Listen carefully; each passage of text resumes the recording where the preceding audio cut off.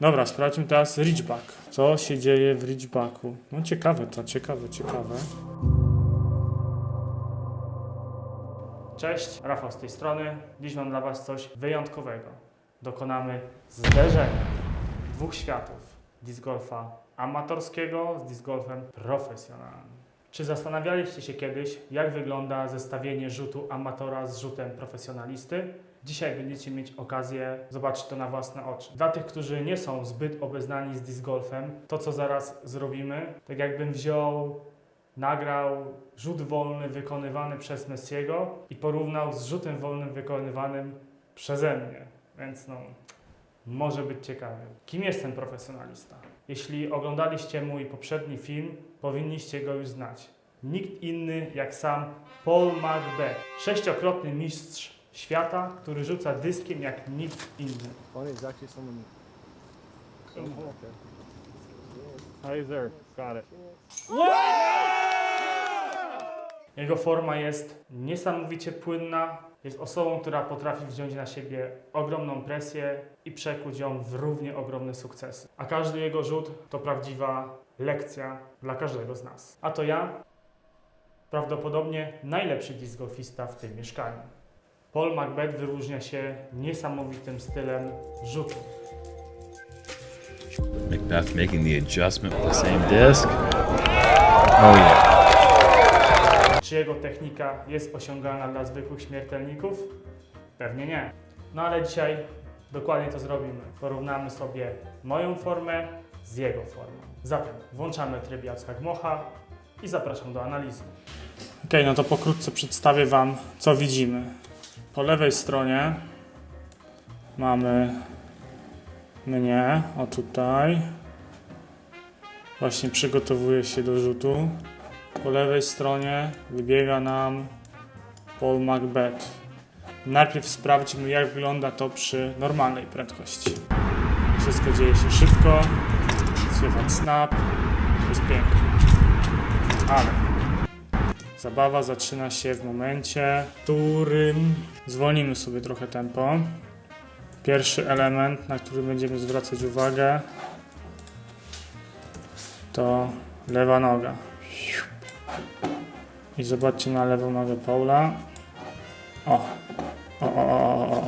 O to mi chodzi. Prościutko. Jest tutaj piękna, prosta linia. Kiedy jest. Pierwsza rzecz, którą idzie zauważyć. Jest druga. To, co teraz robię, nazywa się X-stepem. Pozwala ułożyć biodra w odpowiedniej pozycji do rzutu. I to, co widzicie tu, to nie jest odpowiednia pozycja bioder do rzutu. To jest odpowiednia pozycja bioder do rzutu.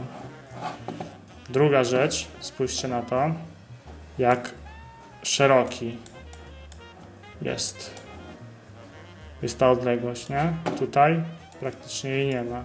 Jest szybki przeskok i pyk. Mówię o Paulu oczywiście. Trzecia rzecz, którą na pewno widzę od razu, jest to, że tutaj jestem ustawiony już plecami do celu. Paul dalej patrzy prosto. Prosto na cel, barki, biodra, nogi. Równiutko, ja tu widzicie. Pyk, tutaj tak, noga jedna tak, druga tak. Tu też jest ważna rzecz. Dobra, może skupmy się, uporządkujmy to trochę, nie pracujmy w takim chaosie. Zaczniemy od nóg. Od stóp tak naprawdę, nie? Zobaczcie na to. Tutaj leciutko tylko. Jest na palcach. Ja tutaj pełna stopa, ale już jest odchylona praktycznie do tyłu. To wygląda jak kowboj na koniu jeździł, a nie o to nam chodzi. Paul pięknie, praktycznie swoją piętę ma na wysokości palców. Brace i on już jest w power pockecie. Ja mam brace i dopiero dysk gdzieś tutaj z tyłu zostaje. Więc tak, podsumujmy sobie stopy. Tutaj krzywo, tu za szeroko i krzywo, tu otwarte i za szeroko. Pyk. Dobra, sprawdźmy teraz, jak ułożone są biodra, bo z bioder można wygenerować naprawdę masę mocy i masę dystansu. Zobaczymy, jak to wygląda. Tutaj jest jeszcze ok. Jesteśmy ustawieni bokiem. Teraz, no jest bokiem, ale utrzymuje cały czas. Zobaczcie, cały czas. Jest praktycznie prosto. Tu jest coil w barkach. Pyk. Zobaczmy, jak to wygląda u mnie. Lecimy. Biodra już tutaj. O. Zobaczcie to. Tu już są krzywo. Tu już biodra się obracają. Tu jest jeszcze gorzej. O, wydaje mi się, że to jest to. Zobaczcie, tu, a tu. Czyli my już tyłek wystawiamy do celu. Paul ma biodro wystawione do celu. A, no jeszcze jedna ważna rzecz, tutaj zapomnieliśmy. Chodzi o biodra, to tu jest przede wszystkim ten ruch. Jest niepotrzebny. Zobaczcie na to. Tu, o. Biodro. Jest ruch taki. Zamiast ruchu na wprost. O, tu jest najgorzej. Podejrzewam, że ta pozycja przechyla nas całych do tyłu. Tego nie chcemy. Chcemy być cały czas w pionie. Tu pięknie nam to utrzymuje. Kręgosłup wyznacza prostą linię. Cyk. Jest prosto. Jep. Dobra, sprawdźmy teraz reachback. Co się dzieje w reachbacku? No ciekawe. I teraz tak, lecimy. Tutaj jest cały czas dysk, lekka pompka. Leciutko na nogach, leciutko. I zobaczcie, teraz klatka po klatce.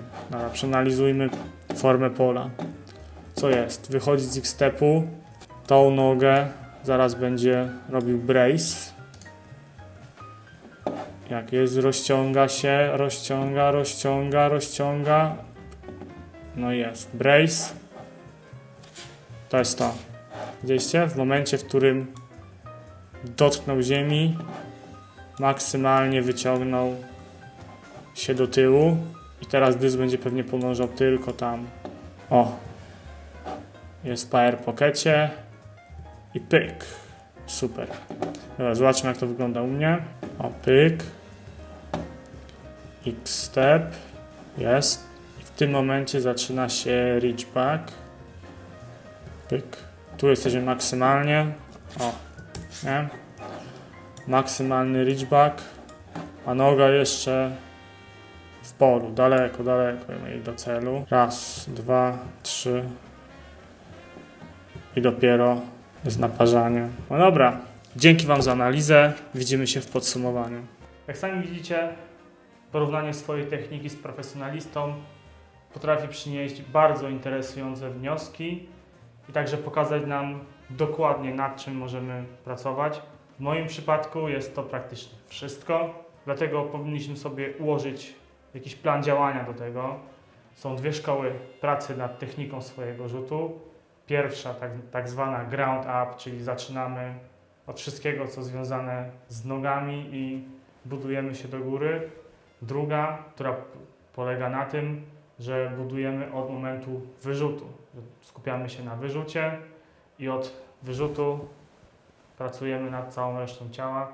No ja osobiście jestem zwolennikiem szkoły ground up, dlatego od czego zaczniemy? Pierwsza to poprawa naszego X-stepu na biegu, pozycji bioder i brace'a.